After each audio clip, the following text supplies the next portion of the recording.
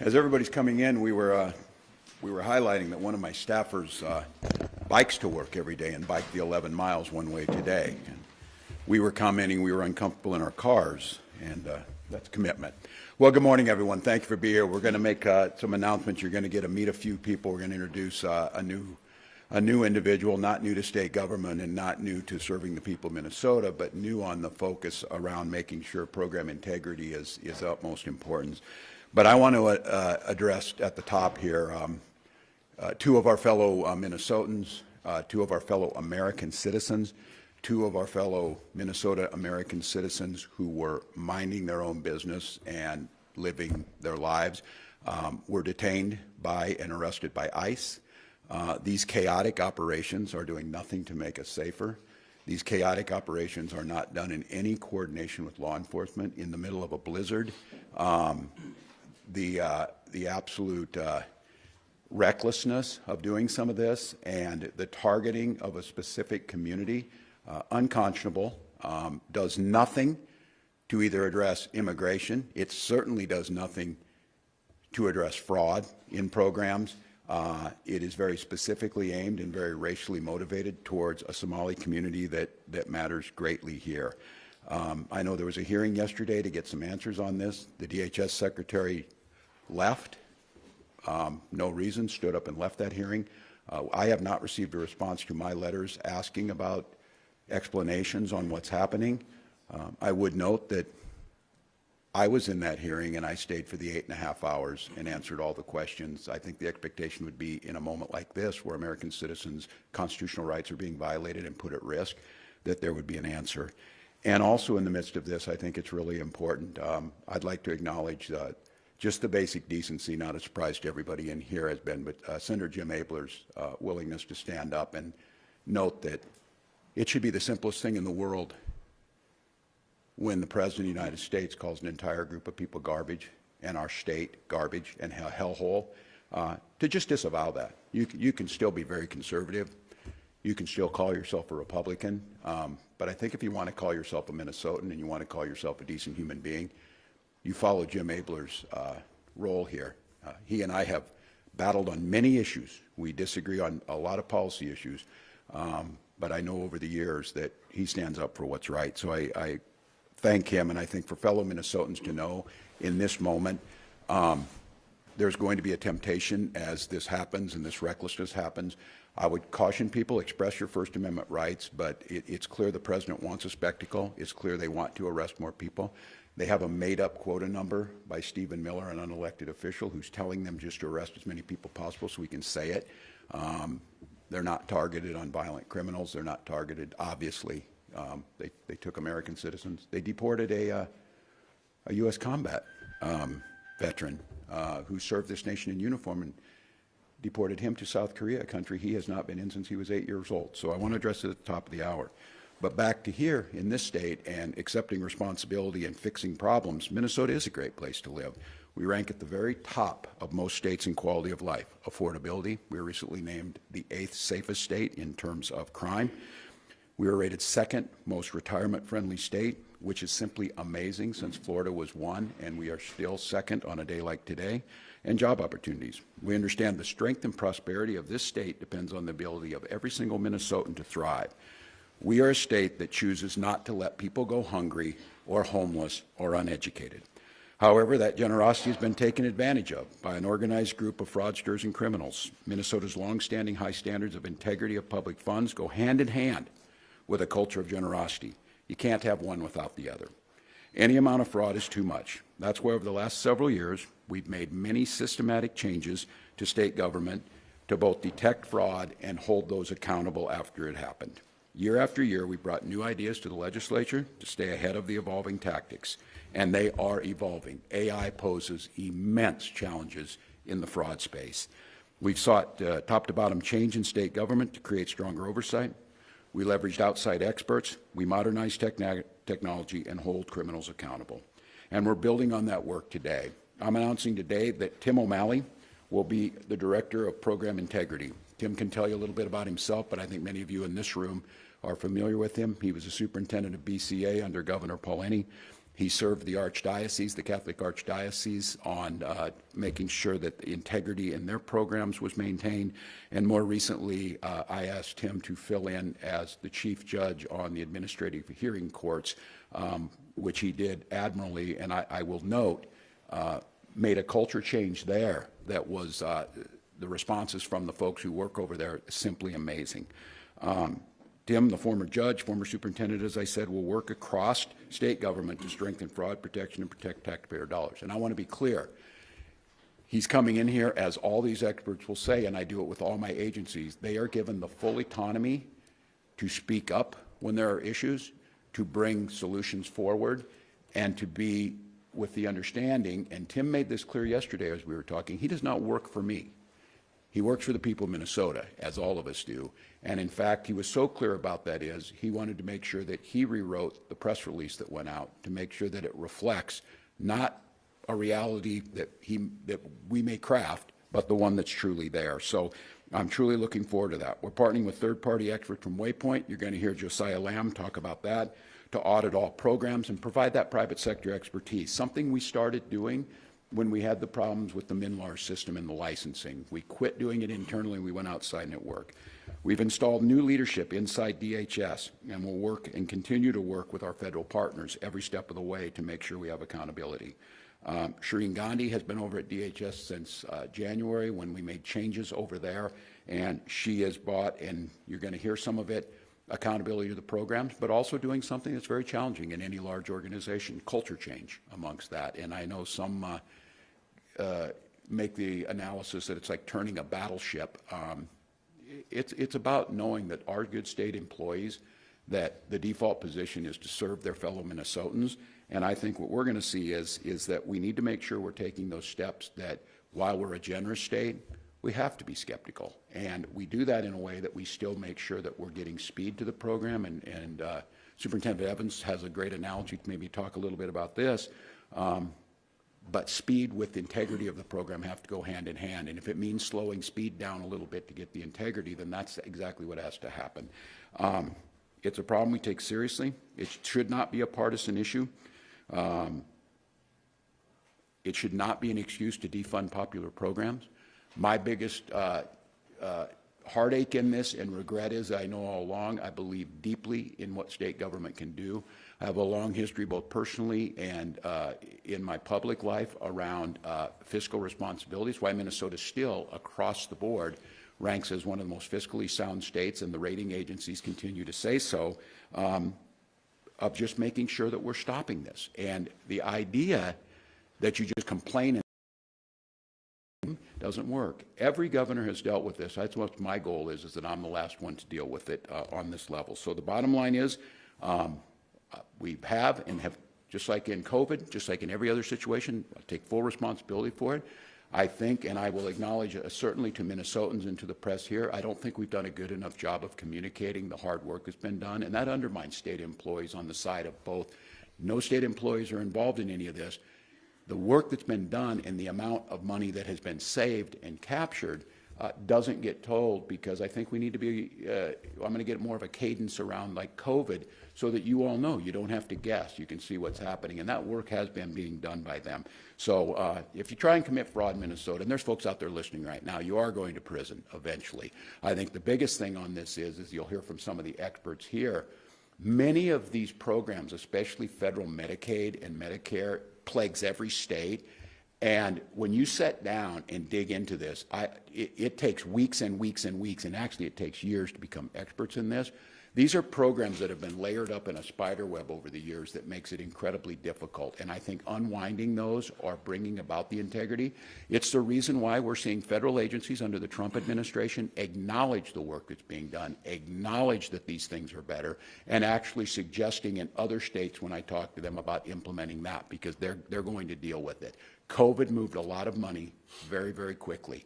And our goal was to make sure we were moving that money so that people ate, that they were housed, that they had vaccines, but it also opened up the door to relax the guardrails and to have fraud be committed. So we're committed to getting this. It's why I'm incredibly proud to announce, and I'm going to turn it over to someone, again, has done his time for this state, has done it time and time again, and when it comes time to fix something or to bring someone in that has the credibility to be able to talk to folks, Tim O'Malley has said yes. So I want to introduce our new Director of Program Integrity, Tim O'Malley.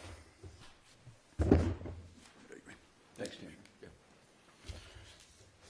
Good morning. There's a lot to cover today, so I'll be brief, but I do want to offer two thoughts. One is an observation and one is a point of clarity. The observation is the obvious one. No one has any tolerance for fraud. It's a widespread problem in Minnesota and across our country. It erodes trust and must be addressed head-on. Minnesotans deserve to know that their tax dollars are being put to good use, and they deserve to know that they can trust our public institutions. We have work cut out for us to rebuild that trust.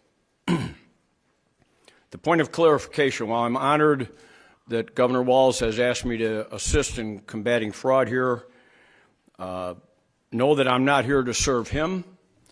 I'm not here to serve any individual, and I'm not here to serve a political party. I'm here to serve Minnesotans. Years ago, I served Minnesotans through an appointment by Governor Tim Pawlenty, and I now welcome the opportunity to do so under Governor Walz. Lastly, I'm convinced that this team in front of you and the governor are serious. He has assured me privately that all of us have the freedom and autonomy to act, to do whatever is necessary to solve this. Again, I'm grateful for the opportunity. I'm excited to get started. Thank you. Well, good morning, everyone. I am Drew Evans, Superintendent at the Minnesota Bureau of Criminal Apprehension. I'm here to talk a little bit about the work that we've been doing this morning at the BCA as we work together to combat fraud. The BCA has now formed the BCA Financial Crimes and Fraud section, consolidating all criminal investigative resources into one central location at the BCA to combat a number of different crimes. We have dozens of agents and analysts assigned to investigate wage theft, insurance fraud, traditional financial crimes, and state program fraud. They are a highly experienced and highly trained team. They have built strong relationships with local, state, and federal investigators and prosecutors. They partner with these entities to share information and assist with the response and investigation of these fraud incidents that you've been tracking now for several years. I remain grateful for these relationships and the work of our federal partners at the FBI and many other law enforcement agencies, including the United States Attorney's Office, who bring specialized resources, expertise, and commitment to prosecuting these large, long-term, and often complex investigations. Their ongoing partnership with us is critical to combating these thefts of state and federal funds. The BCA continues to partner with them on all types of crimes at the United States Attorney's Office and federal partners, and remains ready to assist them with our investigations in any way of value to their work as they work to continue to prosecute these fraudsters in the state of Minnesota. We also provide guidance and recommendations to agencies on how to strengthen internal controls, improve application processes, and reduce vulnerabilities in our programs. We have established, it's been up and operating for nearly a year now, a reporting forum on our website where anyone can submit information about suspected state program fraud, including whistleblowers. So far in 2025, we've received nearly 200 tips and referrals from the public, state agencies, and employees about suspected fraud in Minnesota. Every tip we receive is evaluated to determine whether criminal activity can be substantiated and a criminal investigation should be launched based on the information we've received. If an alleged crime is outside the scope of their work, we refer it to the appropriate entity. An example of that is some of what we're here talking about today. Medicaid fraud is investigated by the office, the Medicaid Fraud Control Unit in the Minnesota Attorney General's office. So any suspicion of Medicaid fraud is referred through that process, through DHS and to the Attorney General, and then often federal authorities depending on the scope of the work and some of the work that you've been tracking in some of the programs. We also have referred over 30 cases of this type, such as I just mentioned, to that type of entity this year. These referrals that we receive are also as part of working to better share information across a large enterprise in state government with MMB, the Office of Grants Management, and the Department of Revenue. We also have instituted regular meetings with the Office of the Legislative Auditor and our team as we receive these referrals to both deconflict and work collaboratively with each other to ensure both entities are tracking any misuse of state funds. Our Financial Crimes and Fraud section is also ready to respond to what the future holds for these types of crimes. As I've engaged in this work and forming this unit, we are learning and we continue to learn about just the vast array of financial frauds and schemes that continue to evolve regularly across the entire country.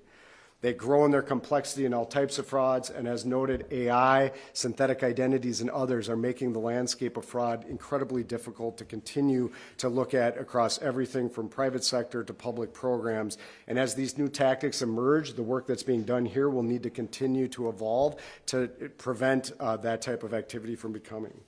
Currently, this section works on investigations and has active investigations involving large-scale benefit fraud, cyber-enabled financial crimes, insurance fraud, identity-based fraud schemes, wage theft, and traditional financial crimes.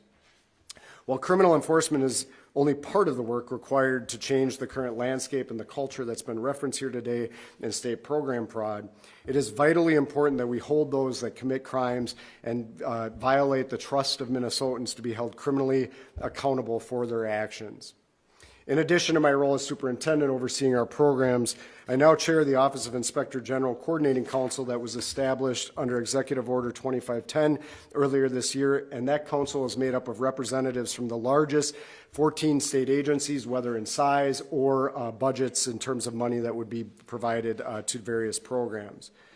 While the BCA is focused on criminal investigations, the OIG Coordinating Council is focused on better understanding the gaps in fraud protections and identifying ways to address those gaps and strengthen barriers to prevent this type of activity from occurring to begin with. When you have a state program or any financial program for that matter, including in the private sector, that is providing money, there are always going to be bad actors who are going to try to fraudulently take advantage of these systems. This is true no matter what state you're in or where you are in our country. That's important to have solid systems in place to identify fraudulent activity as soon as possible, but also take strong prevention, mitigation, and investigative strategies to deter and prevent fraud from occurring to begin with. The Council has entered into a contract with Waypoint Investigations to assist us with this work. This is a company that specializes in forensic accounting, financial investigations, due diligence, business risk mitigation, healthcare compliance and investigations, and tax litigation support. They're working now to help us in the Council develop a toolkit of best practices, policies, and procedures for state agencies to follow to help prevent and identify fraud very early on or prevent it from occurring to begin with. This work is going to take time. It is a heavy lift and is a learning curve for everyone involved. It's also a process that cannot end. This is just the beginning. Bad actors are constantly looking for ways to scam systems, and so states' effort to develop these strong barriers to prevent fraud will need to be ongoing along the way. And we are confident that the work, as was noted here today, coming together, that the right people are in the room working across state agencies to really improve this and prevent fraud from occurring in our state early and often, and when it does, that we hold people accountable for those actions. And so with that, I will turn the mic over to Josiah Lamb, who is the owner of Waypoint Investigations. Hi there, I'm Josiah Lamb. I'm the owner of Waypoint. I'm a forensic accountant and an attorney. I've been involved in fraud-related matters for more than 20 years, including assisting organizations in developing internal controls to help combat fraud. Our team of experts have similar backgrounds with decades of experience while working with federal law enforcement, public accounting, and law firms. In our current capacity, we are working with the BCA to build out this anti-fraud toolkit, which will include policies and procedures specifically designed to address fraud risks that can be utilized enterprise-wide to help prevent fraud in the future. This will serve as a baseline of anti-fraud policies and procedures for every agency to use. Part of this process includes meeting with individuals at each agency who have been tasked with addressing fraud to open the dialogue with the teams to better understand what's happening on the ground so we can implement a more robust anti-fraud set of policies and procedures. After the toolkit is done and completed, the agencies will implement it, and we will come back and review it and determine whether there are some tweaks to be done or whether everything has been implemented successfully. Again, as Drew said, we are in the early stages of the process, and we look forward to continuing working with the BCA to create this anti-fraud toolkit.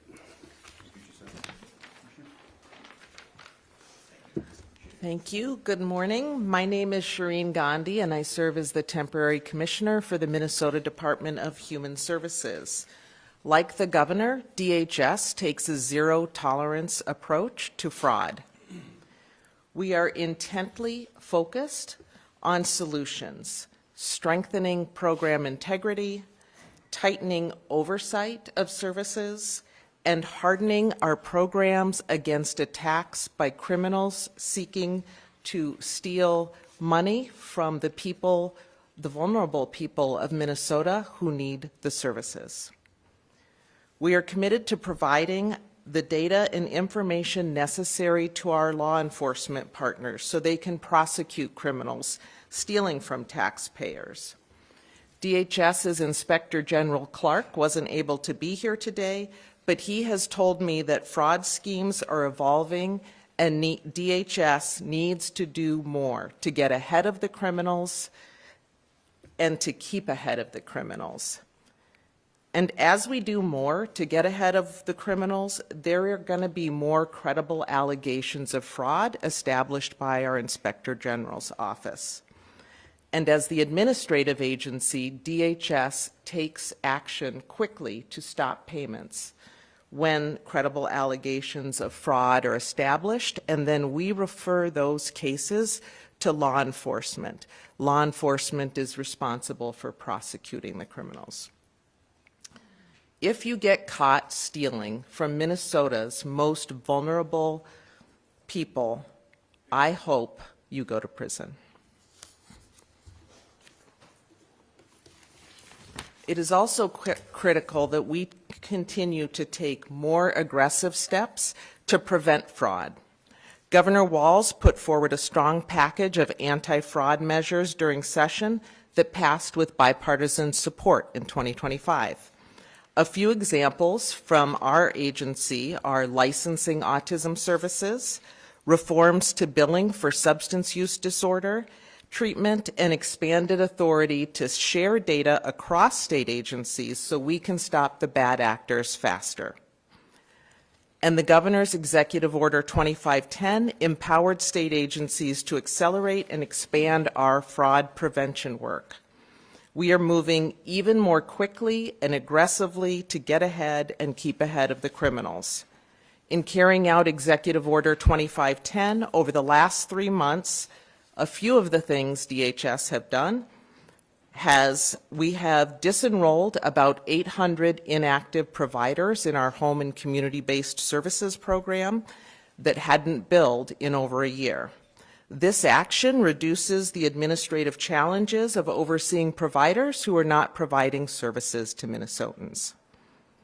We increased the risk level of 9 additional Medicaid benefits, so now we have 14 services that we consider high risk. That action gives us more tools to tighten oversight, including pre-enrollment site visits, unannounced site visits, criminal background checks, and fingerprinting for those with ownership interests.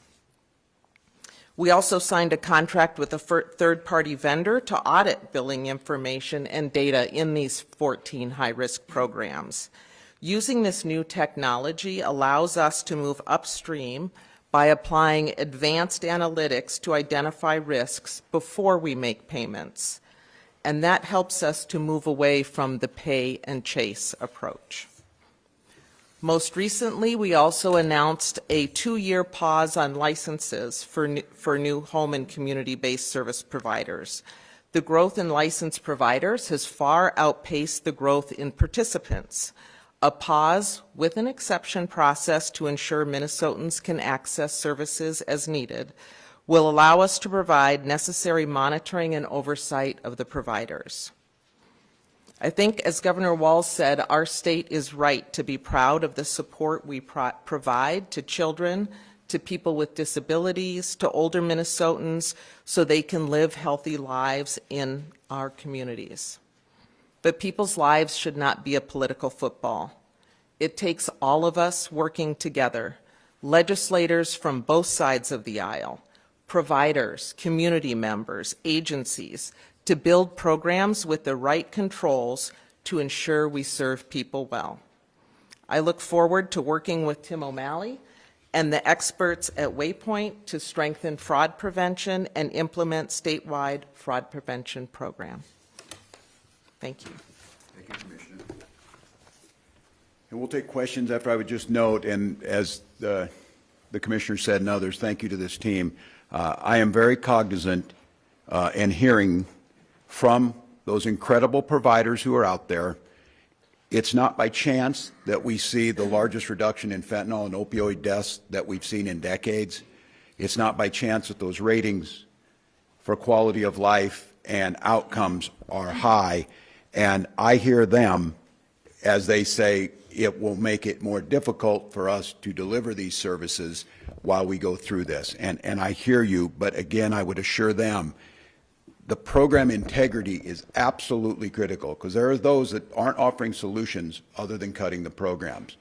There are those like the president who turned this into a racial issue rather than a crime issue. And I think many of you have witnessed this. We've seen it across private sector, we've seen it across nonprofits, and we've seen it in government. This is the ever-evolving piece, and it is one that I said those tools we use, the simple ability to be able to stop payment when you suspect it, that hadn't existed for any other governor. That was good work by the legislature, and I think the commissioner would acknowledge that. We're glad to take some questions. Can you say your name and outlet you're with when you Yeah. your name and outlet? Sure, Eric Shalhoub from Channel 5. Governor, for the Minnesotans watching that see these new changes coming up, they might be saying to themselves, why wasn't this done sooner? What do you say to that? Much of it was done sooner. You have the outline. It started back in 2020 when some of the first things were happening, and it continues on. I think, again, like everything, after the fact, why didn't we do things this way? Certainly, if we knew now what we knew then. Again, thinking about this, I think some of you are probably asking the questions. There was no toolkit before. There was no toolkit. There was no toolkit amongst any administration. And I think watching what COVID did, we'll certainly get there. I'll take responsibility for it. But I think what the president did and what those are trying to say is that the hard work that's already being done, the amount that has been stopped, that's simply not true. And I think what the president did was elevate it. I do believe, and I will fully own this, we should have been keeping Minnesotans more up to speed on what was happening. We should have been, I think, on a better cadence as you see things that were happening in 2022, as the tools that were given to the administration would get there. So again, after the fact, there was a lot of folks talk about this. I have 7 years of proving this. I just fix these things. And should we have fixed MNLARS before it got there? Certainly. Certainly we shouldn't have gone through 10 years of trying to get a licensing system. But once we got there, once we figured it out, we fixed it. And I think that's true. We should have done more sooner. Do I wish? Of course, we always wish we would have done more sooner, but I don't think having an insight into that or seeing that. Remember, these programs were crafted, many of them during COVID. The guardrails were taken off, and the guidance was to move the money with the idea that those guardrails were off and it would be there. In retrospect, again, but I'm not going to say this, I will not apologize for making Minnesota one of the safest states during COVID, and we used many of these programs to do that. The criminals abused this. I think the focus, again, and one thing I'm incredibly proud of, there's not state employees involved in this. Were there state employees that should have done more? Yes, and they're no longer working in the state. But it wasn't out of malice and it wasn't out of criminal. It was the lack of skepticism around these programs. So retrospectively, you always want to do more, but complaining about it doesn't get there. We've been steadily doing this, and I am convinced very shortly, and especially with this team, I don't think there'll be a state that can have the same safeguards in place. And many of them are starting to move as they follow this, because the one thing, and I think when you look at it, the biggest programs that got defrauded were the workman's comp program, and I think 2 states were highlighted for being the best in this, Iowa and Minnesota. That's a big concern for me. And again, I think what you're going to see is going forward in what we know, the incredible work around paid family and medical leave, and these experts who will go in there and dig into that. Lessons learned from this have been applied to that. That program was structured on the front end with fraud prevention in place, where many of these decades-long programs, that was never the case. So. Okay, let's start with you. Can you elaborate on folks who are no longer working in state government that should have been more skeptical of fraud? Well, you've got a new commissioner at DHS. You have a new commissioner at the Department of Education. You've got some folks who are working over there. Look, these were folks that I think doing the best they can, trying to do what they can. There is no evidence or even no inkling that any of these people did anything illegal, but we needed a culture change. We needed some folks who need to speak. And look, I think there's, and it's, I will stand for this. The person responsible is me. I'm the one responsible, and I hire these folks, they do the work. I'm not going to drag somebody in front of the press and embarrass them on this, because look, the Commissioner of Department of Human Services is the one responsible for us seeing the notes and seeing the work that was done on children's mental health has improved dramatically under this work that we've done. That's what they're working on most of the time. So we've got new commissioners, we've got new leadership over there. We built out the team. We brought in the folks from BCA, the investigators. And I think what you're seeing now, you're going to see it in the news, because those are people being caught because of the system. Keep in mind, it's going on in everywhere, private sector or whatever. If you're not hearing about it, it just means people aren't getting caught. It doesn't mean it's not happening. So. Mary, working with the former new service governor, do you have any information on how the state is paying for both this new position and the contract, and then how much it's going to cost? Drew? Yeah, so I can't speak for the new position, but what I can tell you is, you know, as the governor has noted, this is an all-of-government approach. So all of the state agencies are going to bear the cost for the work that we're doing here, because that amount of money that will be spent on these contracts and the work that's being done needs to be implemented across the enterprise. So all state agencies, we have processes in place that we share costs when it's something that benefits the enterprise as a whole, so the cost for these will be spread across all state agencies. Do you have an estimate for any kind of? The contract with Waypoint is up to $200,000, but we bill on a basis, so we'll see where that is, and we'll continue to evaluate. At the end of the day, with any of these contracts that we look at, we're going to pay until the work is done. That's what we're doing at this time, is that contract will be there, but we're going to continue to enter in those until we feel very confident that we have the right processes, procedures, and mitigation efforts in place. This is a really good question. I'd follow up. It's a really good question, because all this work in state government always costs money on the front end, and our budgets are set by the legislature as we ask for it. When we cannot deficit spend, nor will we. They come out of existing budgets, and one of the things you're going to hear from the commissioners is that, and as Drew pointed out, you have to add some of these full-time positions to that. It is going to come out of the budgets and costs, but that's true of every single organization. And I think probably if there's a critique on this is spending more on the front end on this saves you in the long run. And I think trying to cut agency budgets or trying to do it on the cheap ends up in the long run costing you more. So we can get you data. We'll get the data on Tim and from the agency, from MMB. Yeah. Do you have any sense of why there wasn't stronger oversight earlier? Was this a staffing issue, a funding issue? I think it's how the programs are structured. Again, the programs say this is what you'll do. Here's how you get the money out. Looking at them, these people are filling it out. Now, the Feeding Our Future is kind of a unique case because of the chaos around COVID and the amount of money that was there. But we look through these, and again, I would remind all of you, we clearly had one in there in 2021, and I said, don't pay them. And they said, you can't do that. You don't have that authority. I said, do not pay them. Let them sue me. They did, and they won, and we paid them.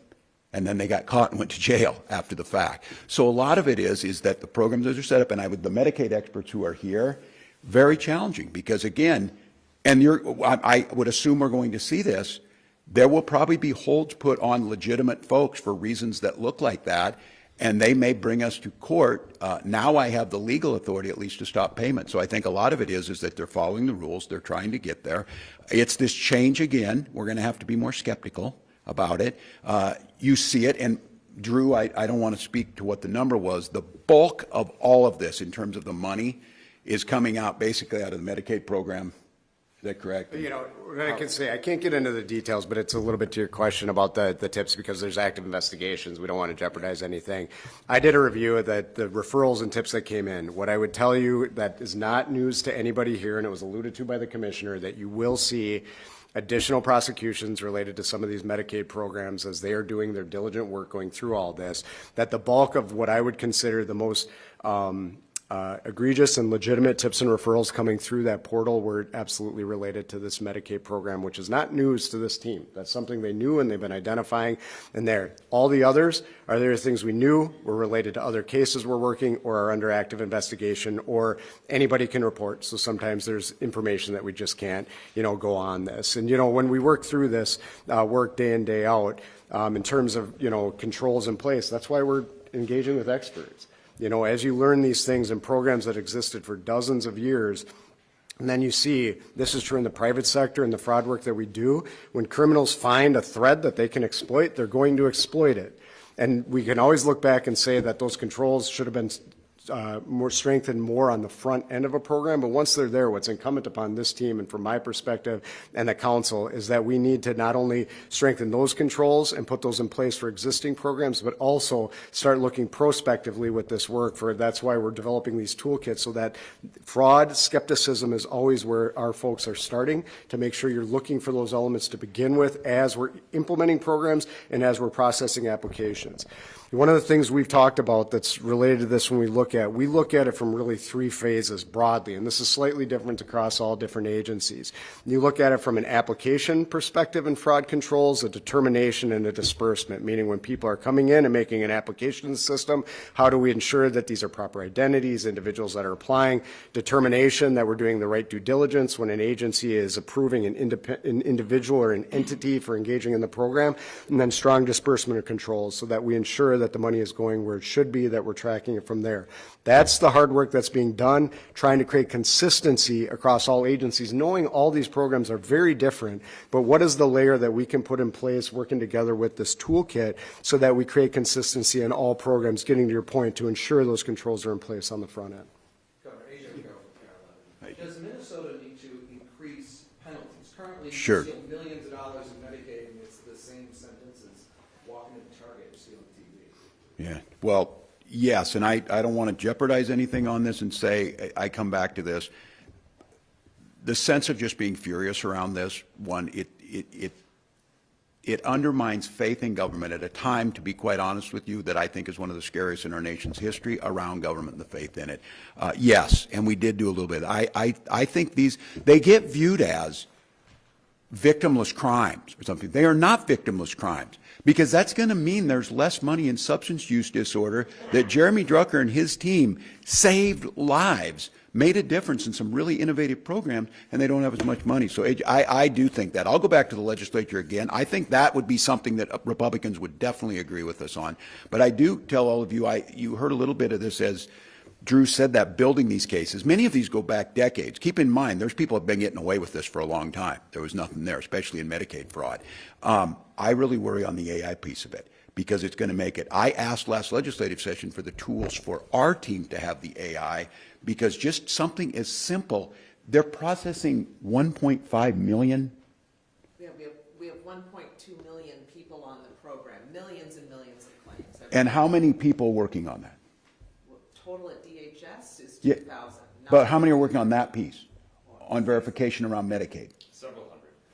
Okay, so the point being on this is people are saying, well, couldn't you look and couldn't you see this? In some cases, it dropped me. I'm like, why didn't somebody just drive out there and look at it?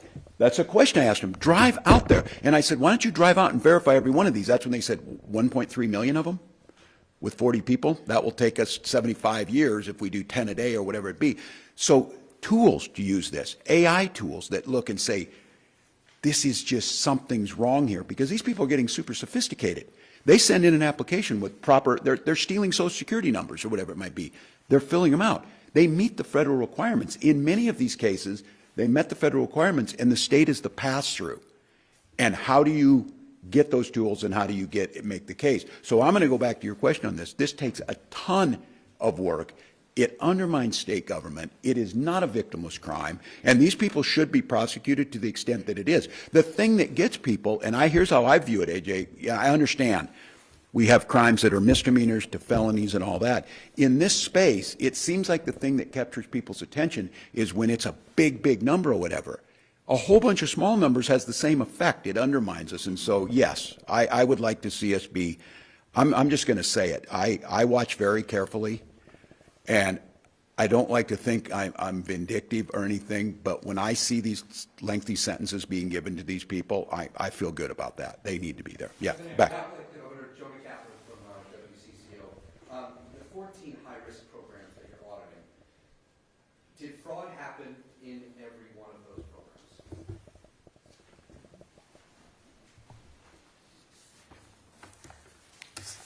So the 14 high-risk programs were designated high-risk for a number of reasons, so Were they designated because fraud could happen, or you've identified fraud both, that happened? both. They were, In all 14? well, some of them are new and just getting up and running, so not much opportunity yet, but we're concerned about it because of the controls. And so I think it's very important that we work with the legislature on the front end to design these programs and to have the internal controls throughout. We're owning at DHS more controls than we already have. And then one of the reasons that these got designated high risk is because we started using data analytics within DHS, looking at trends and outliers, and we saw concerning patterns in that data. Now, we haven't finished investigating all of those claims that we flagged, but they are with the Inspector General's office, and they are looking at them. Do you have an estimate of how much money could have been stolen from those programs? So Is it, tens of millions, hundreds of millions? it is really hard to estimate the amount of fraud. What I know from our Inspector General is the facts and evidence show us, we have the amount of fraud that's been prosecuted. I will tell you that we have over 1,300 open cases right now with our Inspector General. And over the past 5 years, we've identified $50 million for recovery for the Medicaid program. Governor, I also want to ask you about, certainly you talked about the worry about holding the community collectively responsible Yeah. for the actions that the city does. I want to ask you, though, because one thing that I've spoken with some members of the community is they say, it might be time for a reckoning. Do you want to hear more from members and leaders from the Somali community to say, we need to look at ourselves, we need to hold our own neighbors accountable, because look at the damage that this has done to our community. What do you want to hear more from, instead of just saying, don't blame us? Do you want to see more ownership and oversight from within the Somali? Look, it's not law-abiding citizens. If that were the case, there's a lot of white men should be holding a lot of white men accountable for the crimes that they have committed. I think for the community to maybe educate their population, because I think what you're seeing here is there's secondary victims in this, that there's providers inside the community that are then victimizing the community themselves by signing them up, because when we're going to some of these people, they're like, I had no idea I was in this program. So I think it's asking us then, for every crime, which of course the majority being committed by white men, asking us to do more about that. I think it's crime in general.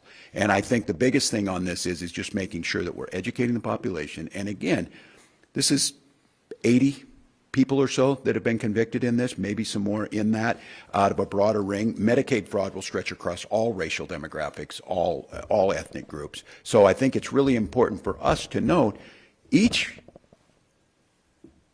community's got this in their own midst, but to blame them and say that they should have been responsible for stopping it, I think that's a pretty hard reach. I think we continue to educate folks about why they shouldn't commit crimes. You would hope that it's being taught both at home and at schools and in our society. But no, I think this idea that the Somali community's to blame for this because they didn't do more, I think that's how we got into this. And that's, again, I know we're not going to lose the whole plot here.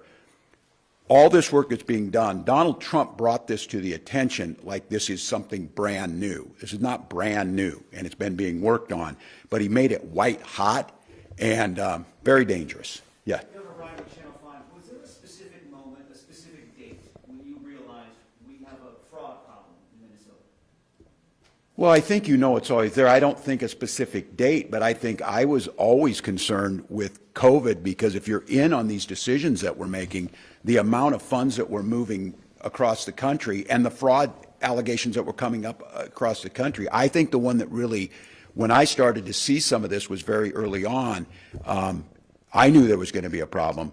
I personally apparently applied for unemployment benefits in 3 different states under my Social Security number, my name. I got the notices from Illinois, I think Missouri, and one other, and I said, my God, how much would this be happening? And that's when I went, the first one, and this was early in COVID, went to DEED and asked about it. My first concern was in the unemployment insurance, and that is pretty solid, pretty clear, but we were talking about it then, that we have to be very, very careful. But again, I think in retrospect on this, my fear, and I think the world's fear, was food shortages, lack of access to health care, lack of access to basic services during COVID, and it outweighed that. But What does COVID have to do, like autism providers? it has everything to do with it, that the money was moving quickly at that time, and a lot of these programs brought down the guardrails on all those programs to make sure they got out, because they weren't able to deliver services the same way, in-home services and things like that. And that's when you first start seeing it. And it's pretty complex how the payment goes. And a lot of these folks are fairly sophisticated. I think this oversimplification, like, you know, you should have caught them and know they weren't doing it.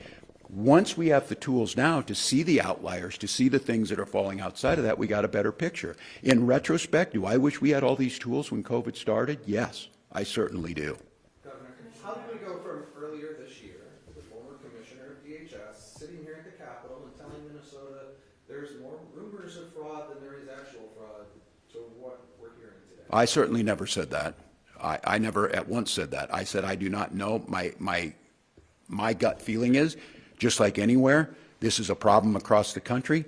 We were seeing folks, maybe not just outright fraud, running into buildings, crashing, you know, the display cases and running out with stuff. That crime had increased, all of those things. So I was focusing on across this, crimes on carjackings, which some of you remember a few years ago was top priority. We went from 87 to 12. Massive decreases on that. So focusing across crime in this, I fully suspect, and I fully suspect right now, they will continue to work around this. These are people that you would have thought, once they saw all these people going to prison, they would have cut their losses and taken off. Not the case.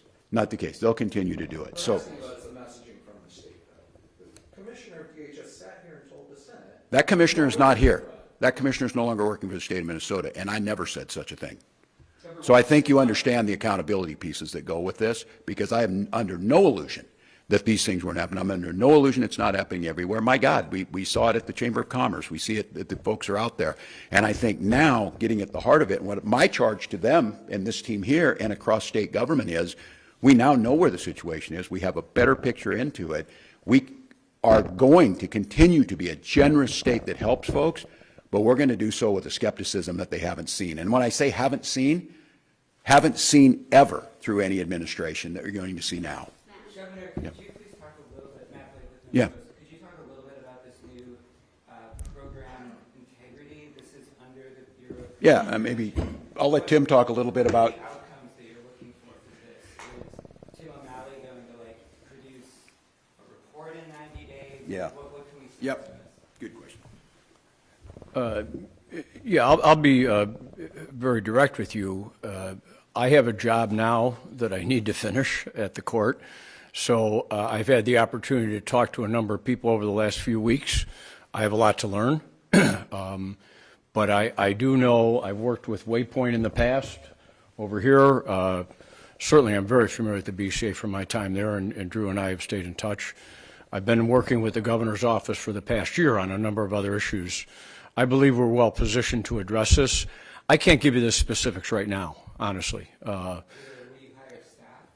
Pardon me? Will you have staff that will be working on these? Oh, it wouldn't be big, no. I think there's resources here, especially between, and I had a chance to talk to Josiah. I'm familiar with the people they have there. Many of them have great experience in working, usually in the federal system, on these types of things, and they're in-house there now. But that's something that we're going to talk about. Is there more that has to be done there? I could envision there's 2 or 3 people that I might ask to come along to help with this. A couple of them I think might even volunteer. They're retired now and they're interested in still service. But there's not going to be a big cost to this. I don't see that, if that's what you're asking. Can you clarify the difference Optum and Waypoint. You now have 2 third-party companies. Are there more coming in the pipeline? Go ahead. Yeah. He can talk about Waypoint, but Optum is what contract that DHS put in place as part of the executive order. So we were doing data analytics, we were looking at trends and outliers. The governor wanted DHS to do more, go faster, to hold people accountable. And so we did an emergency contract with Optum. They were the only entity that was able to start right away, that did not have an 8 to 10 month ramp-up time. And so that contract is to look at the claims in the 14 high-risk services at DHS and to perform an analysis on them before we pay those claims so that we can potentially catch more fraud on the front end. We'll also find mistakes, but we're looking to catch fraud on the front end before we pay a claim. Drew can add to that. And I can add to the second piece, and it goes a little bit back to your question too. So when you ask, about staff and all that, when that office, Tim and his expertise and work, one of the things when it comes to the council that we're doing is bringing these agencies together. What the goal here in the oversight, and we are working regularly, developing recommendations and looking for a consistent framework that will be applied across all state agencies. The expectation in that particular realm is not a director of oversight to do that, it's to ensure that those state agencies embed that in the culture and the fabric of every organization across the state. The state of Minnesota would be a large corporation if we were comparing it to one of our Fortune 500 companies in Minnesota. And so fraud prevention and the work and the culture change that we're working on is not just having one office that's coming in and telling people what to do every day. It's improving a culture so that every state employee that's handling money and working with programs has that at the forefront, that we want to get the money to people that are in need, that are benefiting from these programs, but we also look to see are there fraudsters and criminals that are looking at that each and every day. That's part of what, when you're asking the differentiation between the two, Optum is working directly with DHS and their particular program and what they're looking in those Medicaid and some of the work that they've talked about. Waypoint is working with us across the enterprise and will be working with Tim and the work that he's going to do to ensure that we are building in as we learn from what they're currently doing. Some programs we're very impressed with in state government. Even new programs that are coming online, they've taken very good steps as our team has worked with them. It's one of the things that we do at the BCA now as they build a new program. We're more than willing to sit down with our fraud investigators who see what happens when things go very bad as to make sure they're building in their programs. Deed's done that recently, and you've seen some of that work, and they built in a strong prevention program. That's what Waypoint's going to help us do as he talks to all the agencies. Look who's doing it well. We replicate it. Look who still needs additional work to be done in those, and then that will be a consistent approach. Here's the thing, Minnesotans should expect across all of our state programs, when they're working on these programs every day, that every state agency is taking a consistent approach to fraud prevention, mitigation, identification, investigation, and accountability.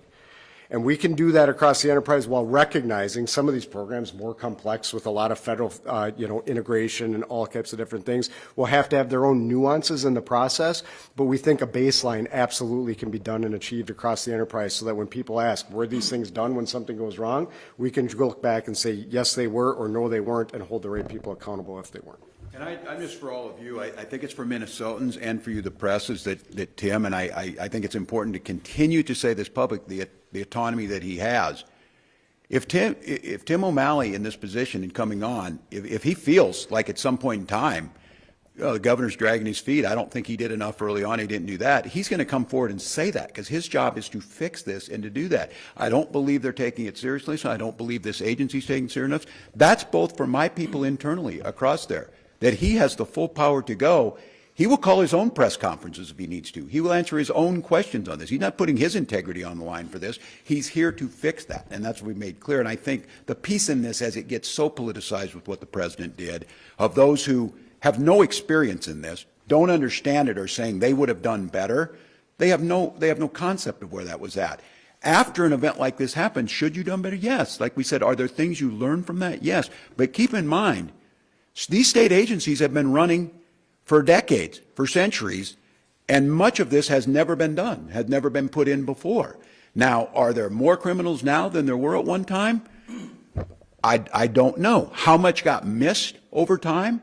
We may find audits that turn up how far back they go, but I think you're going to expect, it's been going on for a long time. The extent and the size of it is why I keep coming back to this. We never saw that kind of money move. We never saw it move without the safeguards before, and I think that opened it up. And the sophistication. I mean, every one of you are getting fraud calls, and it's a lot more sophisticated than the Nigerian prince you need you to send your Social Security number to him. It's a lot more sophisticated on defrauding you. Eric? Governor, is the well too spoiled, or can you count on cooperation with the U.S. Attorney's Office here and the FBI? 100%. That well is not spoiled. I would let Drew talk to that, and I'm going to say that. In the midst of what's very clearly a vindictive attack on Minnesota from this administration, I will say this, the bright point on this has been the U.S. Attorney's Office. And you saw that when Andy Lugar left. We never missed a beat to Joe Thompson, and they have been good partners. I'll let Drew talk about it. He worked with them, and we have talked about this. And look, I have to assess this too. I understand when I speak up, it brings Donald Trump's petty vindictiveness to Minnesota. And this is all about coming and attacking us. He didn't know anything about this. He doesn't know how Medicaid program works. The only thing he knows about it is he's going to double the cost over the next week. But he doesn't know how these programs work or anything about it. So he heard, and somebody told him, the Somalis are stealing money and they're not doing anything about it. Throw it up there. That's not how the U.S. Attorney's Office works. Yeah, and I'd be happy to. It's an excellent question. I don't know the new U.S. Attorney, but I look forward to building a relationship with him. What I've heard him speak about already this week is fraud will remain a priority for that office. And it was for U.S. Attorney Lugar when he was in place. We work together with that office daily, whether it's human trafficking, child sexual abuse, whether it's violent crime that you covered. I have no reason to expect that to change. While I don't know him personally, I know his team well. And my people know his team well, and they're dedicated public servants that are going to prosecute people that are wishing to harm Minnesotans. Same goes for the FBI and other law enforcement agencies. As we've been working through a new administration, certainly in Washington, and yet those relations don't change. They're the same people here every day. While their priorities change from time to time, given what they're doing in the federal government, certainly every single day our team has a strong relationship with the FBI. I have a strong relationship with the special agent in charge, who's a dedicated public servant, and I expect that to continue, not only with fraud, but all the other things that we do in Minnesota. Who hasn't got one? Has anybody not got one that needs one? All right. Sure. We got any more on topic, and then we'll go. I'm going to release these guys. St. Paul Pioneer Press. I just wanted to clarify, when you said earlier folks aren't working for DHS anymore, Yep. that is directly connected to fraud. Those people are no longer commissioners. Look, we needed a change in culture, and those people are no longer working. As I said again, those are dedicated public servants who helped usher us through the most difficult time in state history in COVID, had got us the best outcomes of almost any state in the nation. But when it came to this, I think it was important for us to get a change. It was a time to get a change in culture, and that's why those moves were made. And I'm not going to disparage their work. They did a fabulous job on the things they needed to, but it's pretty obvious. Fraud happened. We need to take accountability, ultimately me, and that's why I said I'm not going to drag anybody. We're not going to have, a public lashing at folks. We're not doing it, but we are going to hold people accountable. These agency heads know that they're to be there. That's about changing culture, changing responsibility. And again, not out of malice, not out of crime, but more so just following the rules and getting that money out the door. We have to change that a little bit. Did you say people lost their jobs because of fraud? Is that New leadership was needed because of this threat, but for example, Commissioner Gandhi comes to this not because she's just fixing fraud in the culture, which she's doing, is because she manages these programs so well, and that can't get lost in this. The outcomes of the programs, whether it's Medicaid or whether it's substance use disorder, we're getting better results than almost any other state. The problem is we could be doing even more if we have these resources. Okay, Allison, you were asked on Meet the Press if you take accountability for the fraud that's happened under your administration. Your answer is a little unclear, so I just want to Yes. ask again. Yes, I take responsibility for everything. I take responsibility for COVID. I take responsibility for George Floyd. I take responsibility for balancing the budgets. And I do take responsibility for making this state one of the best in the country for children to live, so the outcomes. I also note to folks that the one airport that has remained on time is Minneapolis-St. Paul. I take responsibility for that. I appoint everybody to the MAC Council, and I am fully responsible for it. So I'm not sure Minnesotans know that part. I'll take the off-topic. You guys want to? You guys can go, and I'll do the off-topic. We saw another town Thanks. hall. We saw another town town hall this past weekend for denunciation period, so we're calling for action. I just wanted to check with your office if there's any update On gun violence. Oh, yes, there's updates. I'll be rolling out a series of incredibly aggressive executive actions because the stonewalling and the ability to deal with this, I think one of your organizations just put out what I all knew. 78% of the people in the suburbs support an assault weapon ban and a ban on high-capacity magazines. 18% of people, 60% of people strongly support it. Across the state, 18% of people do not. Those 18 are apparently the Republican legislators and leaders who are here at the Capitol. Minnesotans are dying, literally, for us to do more around gun violence prevention. So, yes, next week we'll be rolling out a series of that. I'm going to deal with this because we multitask. Just to be very clear, insurance rates are going to double. We have ICE in an unconstitutional attack on us. We have gun violence proposals that could make a difference. We have a dysfunctional federal government. And I understand this. The folks who think they want to represent the state of Minnesota, like Mike Lindell, are going to try and talk about fraud without one idea how to fix it. And the irony of this administration, who just freed a fraudster, one of the biggest fraudsters we've had, people who served and were convicted by a jury of their peers, pardoning them. What I will guarantee you is anybody committing fraud in Minnesota through all of this, they're certainly not getting a state pardon. Yes, you're going to hear a lot more on this, and this one breaks my heart with those families from Annunciation because this is that day for them. They are still in that moment, and when they saw we had a chance to do things, many things around gun violence, and it hasn't been done, we'll do it. But I want to thank you all, and I will say this. I know you got a lot of things out here. I've asked my team to develop much more of a cadence about these briefings, to put out and push as much information as possible. This is where a free press can really help continue to find this, and I think by not getting that information, we've left open speculation. We've left open where it's being done. Minnesotans need to be assured that these folks and what's happening is there. So I think what you're going to see is a much more consistent cadence, much more, and again, when we can get the data, we'll get it. I have to be very careful, and they remind me of this, of not jeopardizing open cases. But I think for all of you, we can get pretty close to that and let you put it out there. And I think part of this is an education piece. One, yes, to tell Minnesotans we're on it. But I think you want to do this. What are the deterrents? AJ talked about. I'm not certain that longer sentences deter people. If you're going to commit crimes, they do it. I don't think they think, I'm going to steal $1 million, but I might get 14 years instead of 7. I'm not going to do it. But I do think it's something that once you do it, you're not coming back out at least for 14 years to do it. So I think we're going to continue to make the case that you're not going to get away with it. It's not going to happen. We'll get better at this with the toolkits. I, again, want to reiterate to our incredible providers who made this the best state in the country to live in, we are going to continue to prioritize you, and it's in their best interest to help us weed out the bad actors so that we're left with the good ones. So I want to thank you all, and we'll continue to update you. Appreciate it. Thanks, everyone. Thanks, Claire.